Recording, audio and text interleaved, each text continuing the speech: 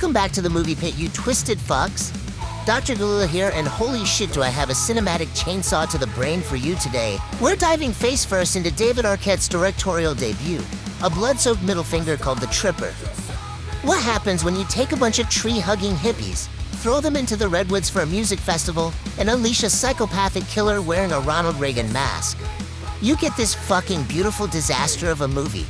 That's right, a goddamn Reagan mass murderer slaughtering hippies while leaving jelly beans at crime scenes.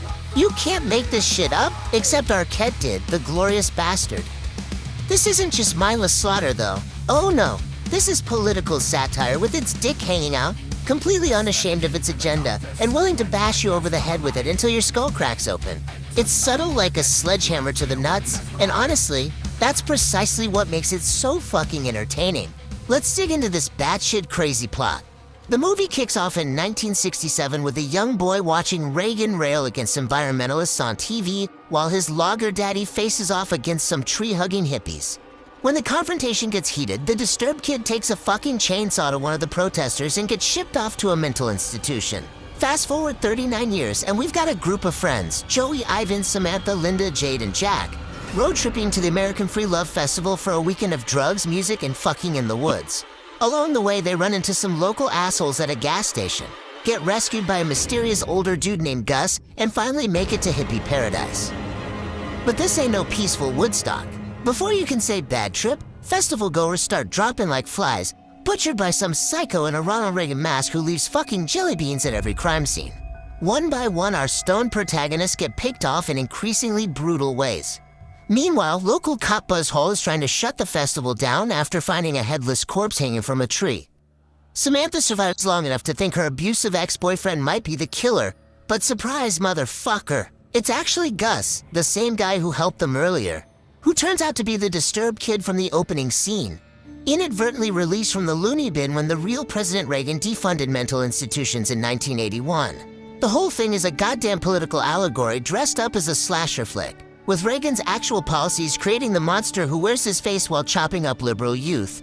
It's about as subtle as a brick to the teeth, but fuck if it isn't ambitious in its blood-soaked madness. The cast in this shit show is a fucking revelation, like some twisted Hollywood reunion where everyone got the wrong memo. Jamie King somehow manages to bring actual gravitas to this splatterfest as Sam, making you genuinely care about her character, even as the movie descends into absolute madness around her. She's giving an actual performance while everyone else is at a different party entirely. Thomas Jane struts through the film as Officer Buzz Hall with a mustache so magnificent it deserves its own credit. He's rocking sunglasses indoors like a complete asshole and chewing scenery with the confidence of a man who knows exactly what kind of ridiculous movie he signed up for. Every time he appears on screen, you can practically feel him winking at the audience through the goddamn lens. Then there's Jason Mewes, and holy shit, he's not just playing Jay from Clerks with different clothes. The man actually acts in this thing, bringing some genuine range while still getting to play a stoner, because some typecasting you just can't escape. It's genuinely shocking to see him deliver a performance with actual nuance. Paul Rubens shows up as Frank Baker, a concert promoter so fucking sleazy you'll want to shower after every scene he's in. He's deliciously slimy, like he wandered off another set entirely and decided the Reagan slasher film looked more interesting. His comedic timing is impeccable, which makes his inevitable demise all the more satisfying. The supporting cast is a who's who of weight. They're in this too, with Lucas Haas, Balthazar Getty, and Marsha Thomason all slumming it for reasons only their agents understand. Even Arquette himself pops in for a blink and you'll miss it cameo, because why the fuck not? But the real star is our Reagan mass killer, who turns political commentary into a walking, stalking nightmare. The killer transforms this B-movie slasher into a deranged political cartoon that somehow works in this fucked up universe Arquette has created. Every time that plastic Reagan face appears on screen, you can't help but laugh and recoil simultaneously. Which is exactly the point of this whole blood-soaked experiment. The acting in this clusterfuck is surprisingly decent, like finding a diamond in a goddamn porta-potty.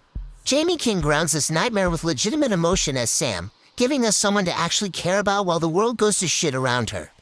She brings vulnerability and grit to a role that deserved neither, and you almost feel bad watching her get dragged through Arquette's demented fever dream. Thomas Jane as Officer Buzz Hall is a fucking revelation, sporting a mustache that deserves its own IMDb page and strutting through scenes like he's getting paid by the smirk. He knows exactly what movie he's in, and decides to have a blast anyway. Every time he appears on screen with those ridiculous sunglasses, you can feel him challenging you not to enjoy yourself. Jason Mewes actually acts in this thing, proving he can do more than just be Jay from fucking Clerks. He's still playing a stoner because typecast much, but there's actual nuance to his performance that makes you wonder what else he could do if Kevin Smith ever let him off the leash. This might be his best work, which says something both wonderful and terrible at the same time. Paul Rubens slithers onto the screen as concert promoter Frank Baker, a character so goddamn sleazy you'll want to sanitize your eyeballs. He's clearly having the time of his life playing this slimy piece of shit, bringing the perfect amount of cartoon villainy to balance out the Reagan mass maniac.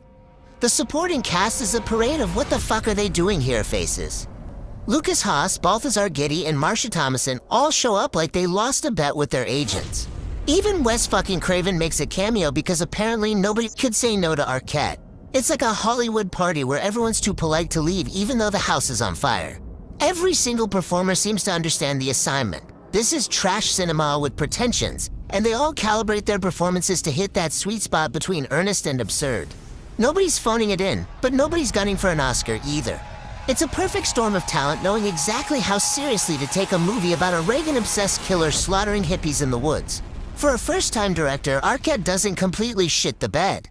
In fact, he brings a frenetic energy to this blood-soaked shit show that's genuinely impressive. The pacing is tight as hell, never lingering too long on any scene before smashing you in the face with the next bit of Reagan-themed carnage. You can feel Arquette's genuine love for the genre in every frame. Like a kid who finally got the keys to the horror playground and decided to break all the fucking equipment.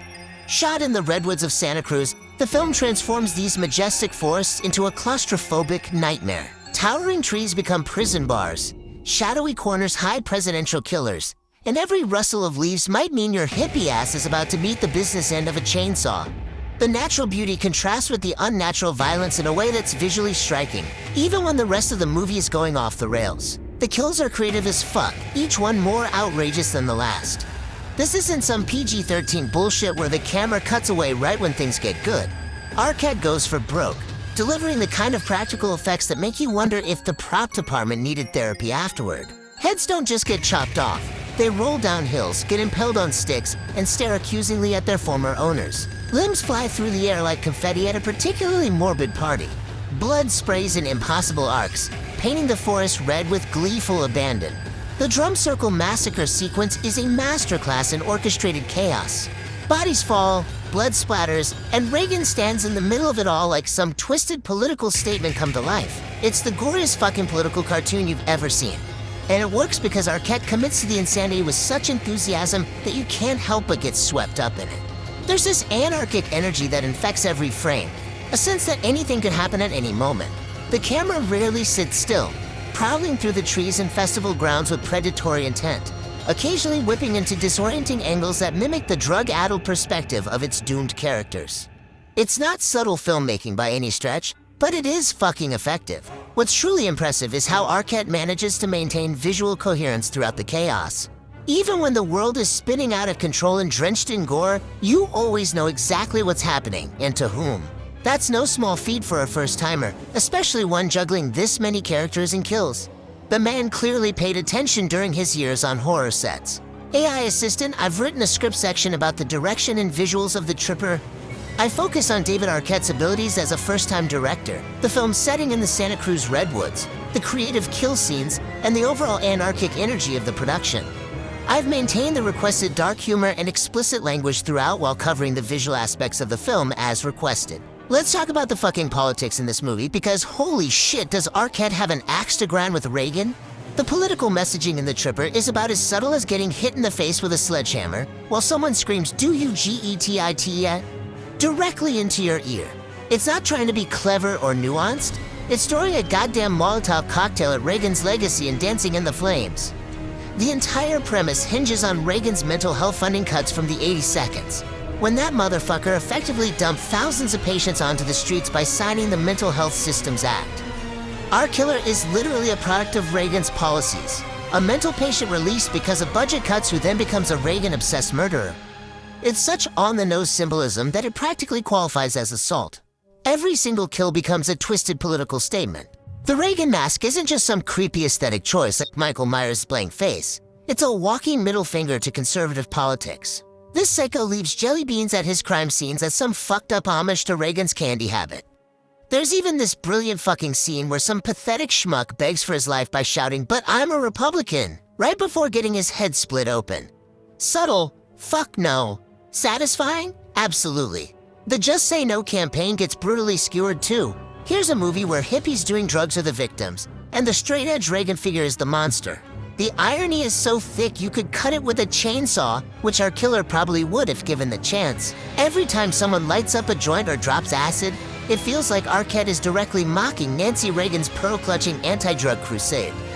The film takes aim at environmental policy too. That opening sequence with the young killer watching Reagan rail against tree huggers while his lager father struggles economically sets up the whole twisted ideology. It creates this perfect storm of conservative talking points that ultimately creates a monster, literally and figuratively. What makes this political sledgehammer approach work is that the film doesn't pretend to be anything else. It's not trying to hide its agenda under layers of metaphor or allegory. The Tripper screams its politics through a fucking bullhorn while covered in blood. There's something refreshingly honest about that approach, especially in a genre that often uses subtext to explore social issues. Does it work? Not always. Sometimes it's so heavy-handed you'll roll your eyes so hard they might fall out of your fucking head. But when it connects, it delivers this cathartic blend of horror and satire that feels genuinely transgressive.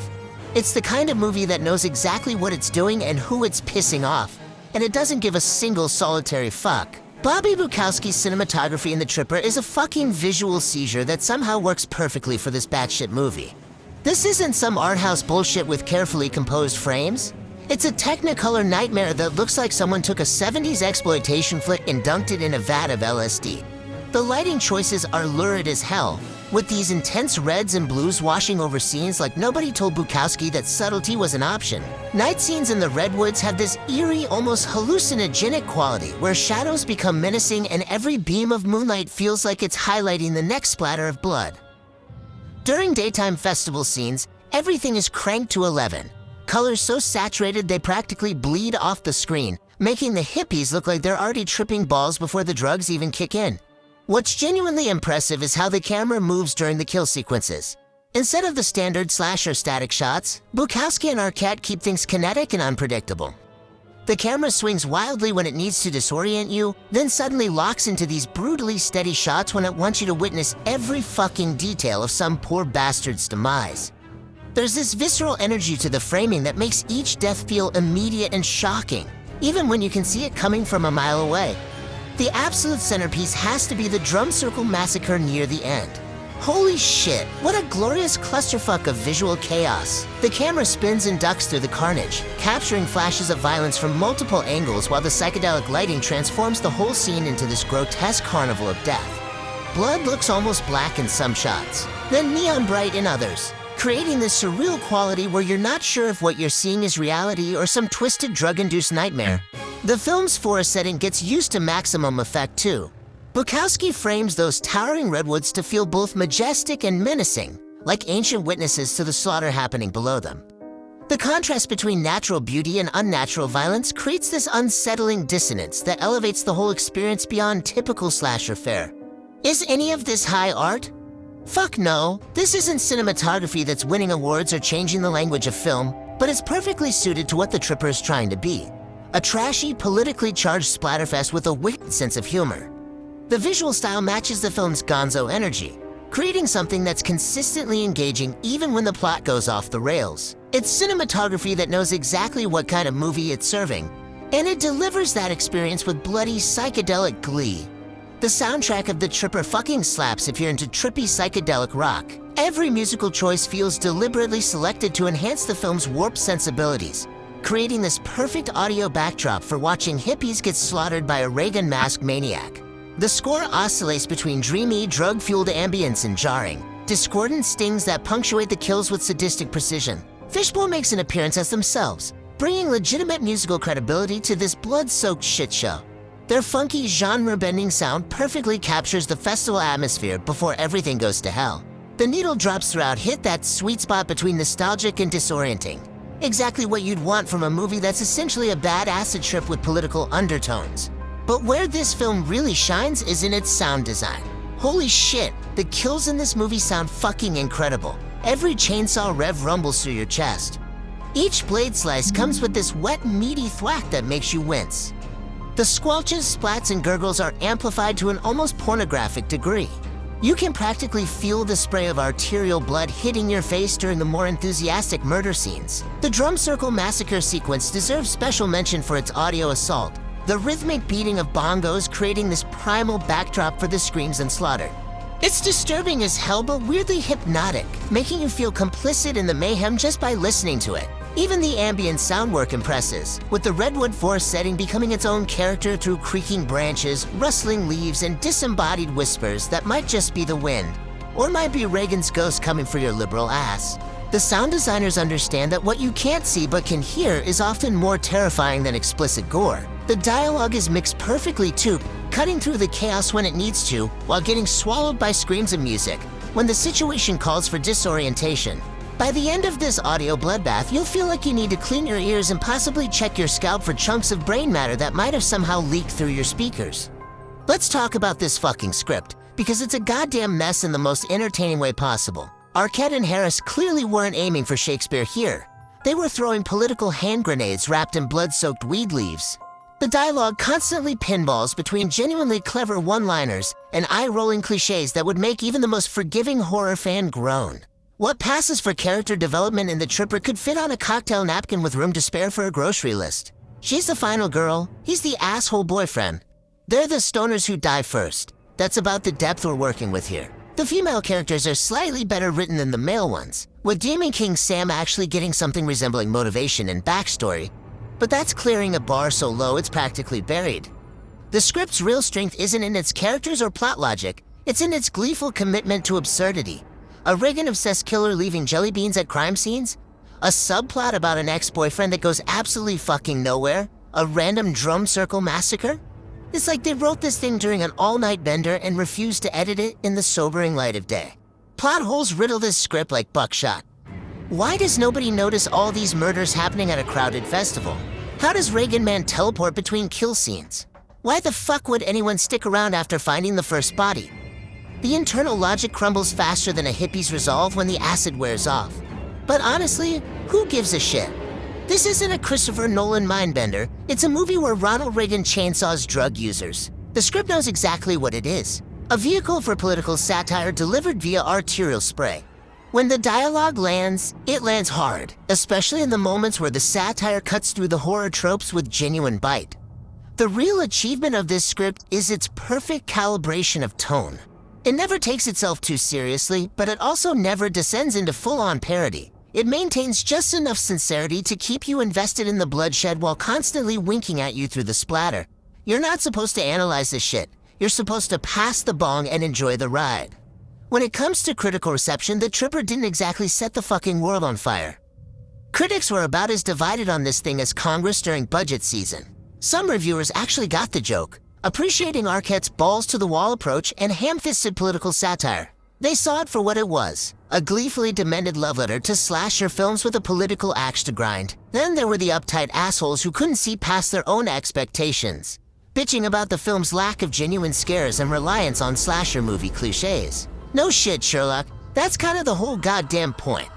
Variety's review summed it up perfectly, calling the film absurdly cynical while acknowledging its undeniable appeal for anyone who's ever wanted to see a bunch of tree-hugging hippies get systematically butchered. Film Threat was more generous with the political aspects, praising its genuinely cutting observations about both liberals and conservatives, but then complained about the middle section being stuffed with too many scenes of people doing drugs or dancing instead of delivering more satire.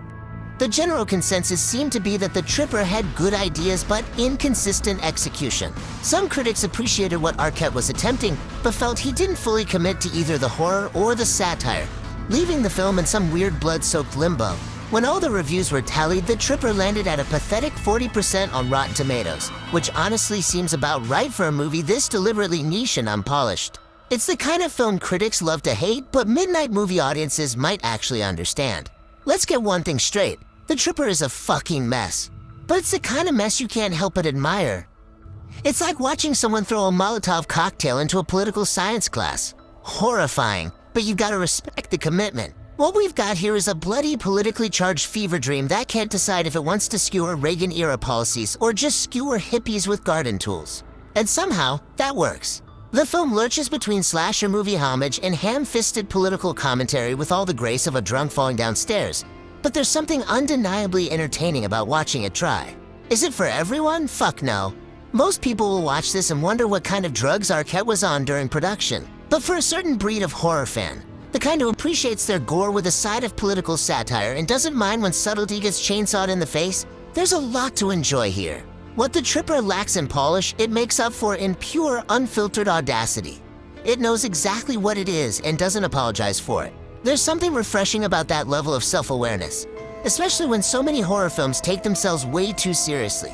For its anarchic energy, practical gore effects, and the balls it takes to build a slasher movie around Reagan murdering hippies, I'm giving this blood-soaked oddity 7.5 out of 10 stars. It's not going to change cinema, but it might change how you feel about jelly beans. And sometimes that's enough. Well, that's it for this blood-soaked journey through the Tripper, you beautiful degenerates. While I can't say it's a great film, it's a damn entertaining one if you're in the right mindset with the right substances. Somewhere out there is the perfect audience for this movie, probably hiding in a cabin in the woods with a bong and questionable taste. The Tripper isn't trying to be the godfather of horror movies. It's a gleefully deranged political satire masquerading as a slasher flick. And judging it by normal standards is like critiquing a demolition derby for lacking parallel parking. It knows what it is. A middle finger to Reagan wrapped in gallons of fake blood and psychedelic imagery. If you're the kind of sick fuck who appreciates B-movie cheese, political rage, and gore effects that would make your mother question your upbringing, this might be your new cult favorite. It's a film made for midnight screenings where the audience is as fucked up as the characters. For everyone else, well, you'll probably turn it off after 20 minutes and wonder how the hell this got made. But that's the beauty of trash cinema. One person's garbage is another person's treasure. And the Tripper is a particularly shiny piece of trash that deserves its weird little place in horror history. This is Dr. Ghoulula signing off from the movie pit. May Reagan never haunt your nightmares, unless you're into that shit. Sleep tight, motherfuckers. And as always, till next time, kitties.